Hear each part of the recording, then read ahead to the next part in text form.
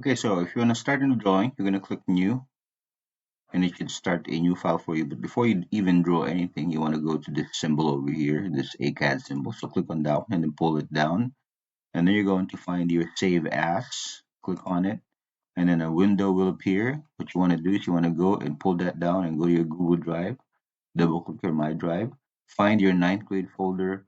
Find your ninth grade engineering folder.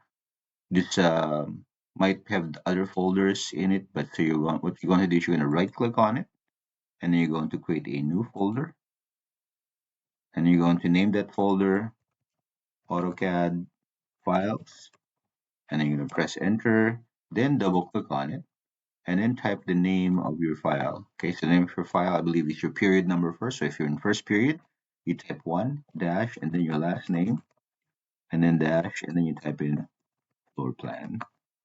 Okay, and then click save and then you can start drawing. Okay.